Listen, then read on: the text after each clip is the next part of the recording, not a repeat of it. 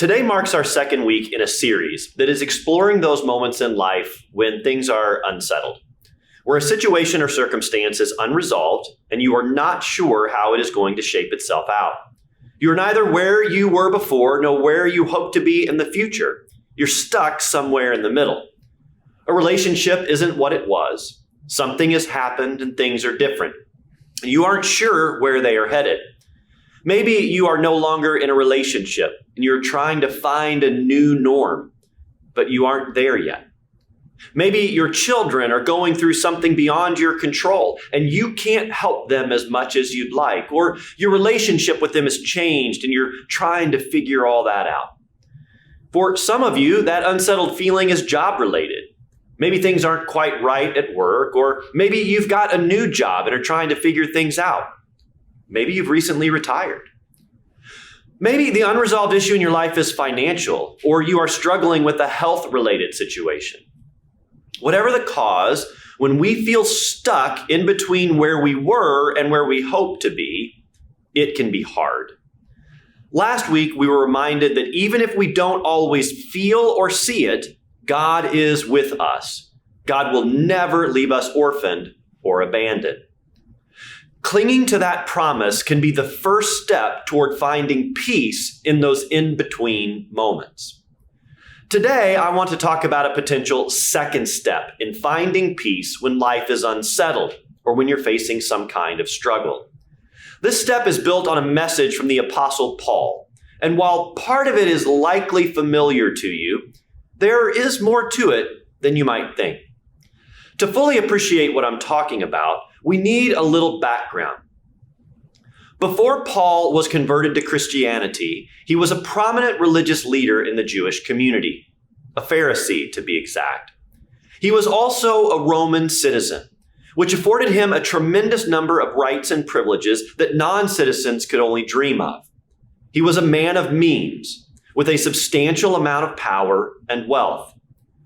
After becoming a Christian, Paul's status changed dramatically.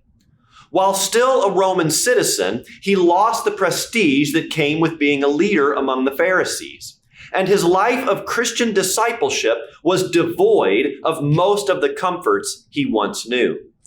So he had gone from having a lot in life to not having much at all. About 10 years into his Christian ministry, Paul got arrested and was placed under house arrest. Still wanting to contribute to the growing Jesus movement, he began to write letters of support and instruction to various churches. One of those letters was written to a church in Philippi, and it is in that letter that we discover today's step toward finding peace in the midst of those in-between moments of life. As he is drawing the letter to a close, Paul writes, "I rejoice in the Lord that now at last you have revived your concern for me. Indeed, you were concerned for me, but you had no opportunity to show it." With these words, what Paul is doing is thanking the members of the church for a gift they had sent him while he was under house arrest. We don't know what the specific gift was, but it meant a lot to Paul. It reminded him that he was not alone. It was a tangible expression of care and support that gave him some hope in the midst of his hopeless situation. But it is in what he writes next that Paul starts to speak into our topic for the day more directly. Not that I am referring to being in need. Now, I've got to pause here for just a second because I'm not really sure what Paul is talking about. He is under house arrest and is dependent upon the care of others to survive. So yeah, he is in need. He continues, "Not that I am referring to being in need, for I have learned to be content with whatever I have. I know what it is to have little, and I know what it is to have plenty." Again, Paul has been on both sides of the coin when it comes to lifestyle. He knows what it is like to have a lot. He knows what it is like to have very little. Most people who go through the kind of change in lifestyle he did do not welcome the having little part so well. But in his journey, Paul learned something impressive, something a lot of us struggle with. He has learned how to be content with whatever he has and wherever he is. Now, to be clear, the kind of contentment he's talking about is not settling for something less than. It does not mean giving up and surrendering to an unwelcome situation. Finding the kind of contentment Paul is talking about is hard. It takes such deep spiritual work and maturity that most of us struggle to ever get there, to that place where we are fully content and at peace. It's not that we don't want to get to that place. I think most of us would love to get to the point where we are truly content with what we have and where we are in life. But that is so much easier said than done. And we often find ourselves thinking that if only we had just a little bit more, if things were just a little bit better, then I would be satisfied. Then I would be content. Then I would be at peace. But friends, true contentment has very little to do with what we have or where we are in life. It's not about being satisfied to the point we don't desire something more. This is what contentment means to me. Contentment is when we are at peace, no matter what is happening around us. Again, contentment is not about what we have or what's going on around us. It doesn't matter how rich and powerful you may be. You could want for absolutely nothing in this world and not be content. True contentment is when we feel at peace, no matter what is going on in the world around us. I don't know about you, but I want that kind of contentment. I have seen people with it and I marvel at them. I also wonder how they got to that place. How can they be so calm and at peace when everything in their life seems so chaotic? While I can't speak for them, I can show you how it was that Paul got to that place, how he found true contentment. His letter continues. In any and all circumstances, I have learned the secret of being well fed and of going hungry, of having plenty and of being in need. Paul says that there is a secret to finding contentment, a secret that he has learned and that we can learn, a secret that can help bring us peace no matter what is going on in our life. What is that secret? Well, it is getting to that place where we believe the following words to be true.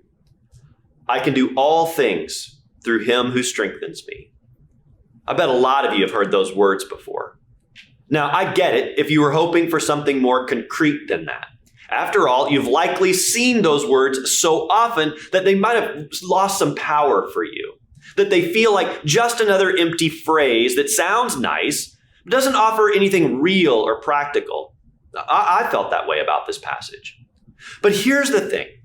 The way this passage is often used misses the point that Paul is trying to make. For example, take a look at this picture. Now, I am sure that those who made this sign meant well. After all, this is a great motivational phrase, and it can build us up and send us out when we face a challenge. But this passage was meant for challenges much greater than football games. It is a far more powerful thing than just a catchphrase to be used in motivational speeches and pasted on posters and banners. This passage is meant for people who have lost everything, for people who feel like there is no more hope, for people who are so caught up in a difficult season of life, they feel like they cannot take even one step forward, let alone find happiness in their lives. This passage is meant for the person whose grief over the death of a loved one is so deep that they struggle to make it through this day, let alone think about where tomorrow will lead. It is for the person who has experienced a lost or broken relationship and now has to journey forward without someone they thought would always be there. It's for the person who is in deep financial crisis and is trying to make ends meet. It is for the person facing an illness where the journey is so hard that some days they think they've got nothing left in the tank. This passage is meant for those times when we are imprisoned by moments in life, when we wonder, will it ever get better, or is this all there is? If you have ever been in that moment where you can't figure out where you will get the strength to take the next step, this is your passage. It is a reminder that you can do this. You can keep going. It is okay if you don't have the strength to do it on your own, because despite what some in this world may say, sometimes you can't just buck up and pull yourself up by those bootstraps and move on. Sometimes you don't even have the strength to shower and get dressed. It is okay to fall into the hands of Jesus and say, I need your strength today. And that strength is enough.